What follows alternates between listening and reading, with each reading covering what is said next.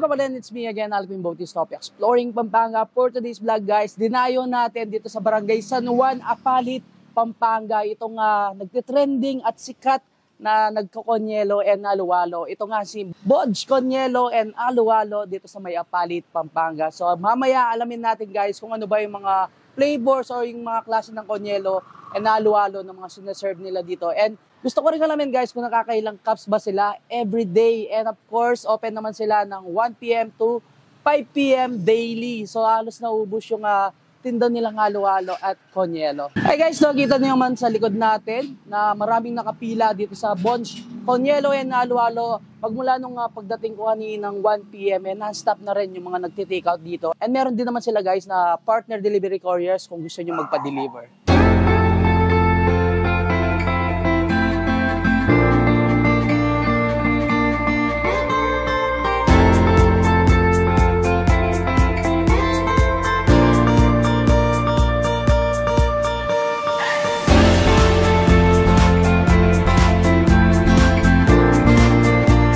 Hi Kabalen, I am Abby Katakitan. And Urban Espartero. We are the owner of Bodge Konyelo, located at San Juan, Apalit, Pampanga. And sir, nakakailang kayo?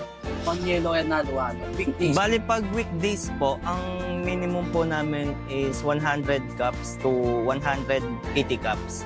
And then pag weekends naman po, maximum na po yung 220 to 200 po yung minimum. Kasi sir, depende po kasi sa sa araw. May times po na weekdays mataas po yung sales namin. May times naman po na pareho po weekdays and weekends po. Tapos bali yung mga flavor na available ng Bodge Konyelo po namin. We have here Overload, Pinoy Special Halo-Halo, Crema de Leche, Buko Pandan. And also we have Mais Konyelo and also Banana Corn plus Mais con Leche. Kailan nag-start sir si Bodge Konyelo and Aluwalo at paano naging Bodge Konyelo yung pangalan ng brand ko? Bali sa nag-start po siya nung pandemic 2021 po. Mga March, mga March po ng summer po. Kasagsagan po ng pandemic tapos nag-crave po kami sa halo-halo. Medyo mahirap po kasing lumabas noon. Ngayon, pinilit po talaga namin makalabas tapos naghanap kami ng halo-halo. Kaso, hindi po kami ganun ka-satisfied. Ngayon, siyempre po pandemic, parang medyo naiinip po kami. Ngayon, nag-isip kami ng magandang business na... Kasi sir, nung pandemic po kasi, syempre, di lang naman po puro labas tayo ng labas ng pera, di ba po? Kailangan, meron din tayo, kahit may work tayo, kailangan meron din tayong sideline. So kami, as customer po kasi, gusto po namin is yung nasasatisfied kami sa mga ino-orders po namin. So, that's naisipan namin na try natin gumawa sa bahay, kumbaga homemade. Mag-try tayo, ilagay natin lahat yung mga ingredients na gusto natin. So, ayun po, nasatisfied kami. So, tinry po namin siyang i-sell. So, doon na po nag-start yun. Anong favorite flavor mo sa mga Bodge Konyelo and Aluwalo? Kung ako po yung tatanungin, itong Overload po, pangalawa tong Crema de Leche. Kasi po, itong Overload, kakaiba po kasi lasa niya eh. Tapos, ako po kasi nagluluto ng ube. So, bale, pinag-aralan ko po talaga siya. Hindi po ako ganun kagaling magluto, pero pinag-aralan ko po talaga. Tapos, ayun, hanggang sa magustuhan naman po namin ng mga customer namin. So, siya po lagi yung number 1, top 1 bestseller po namin everyday. Tapos, Crema de Leche po kasi sobrang creamy po niya eh.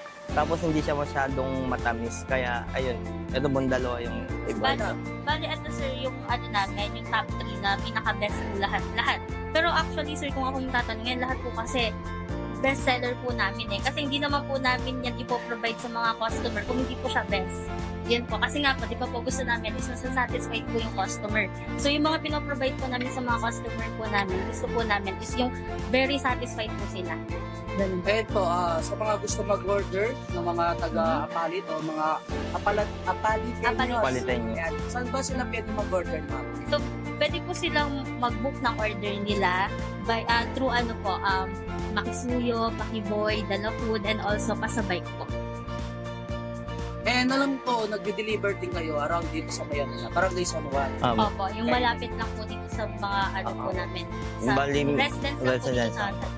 Yun, ini-invite po namin kayo na mag-visit din po dito sa food kiosk po namin na dito sa San Juan, Apalit, Pampanga.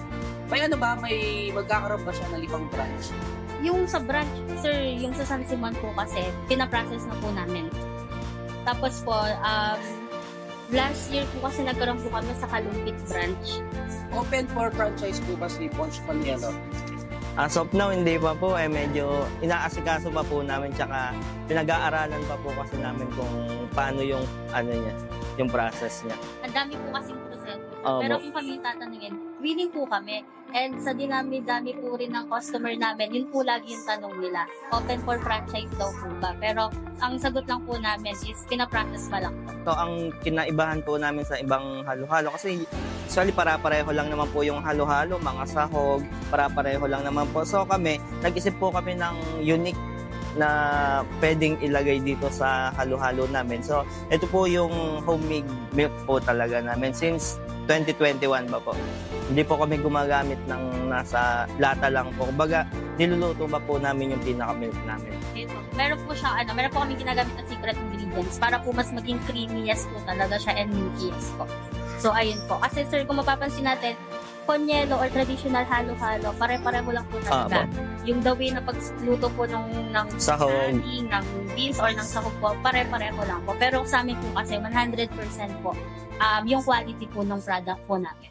Ito na kabalin mga sinerve sa atin ni Bonch Conielo and halo-halo. So meron tayong overload dito. Yung kanilang halo-halo, yung crema de leche, ito yung titikman natin. Siyempre meron tayong buko pandan, mais Conielo. At kagandahan dito kay Bonch Conielo guys, kapag nagpa-deliver kayo, nakaseparate yung gatas nila para hindi agad matunaw yung order nyong halo-halo. And sabi nga kanina, from scratch lahat ginagawa yung kanilang gatas and pati yung ube. So tikman natin itong kanilang crema de leche.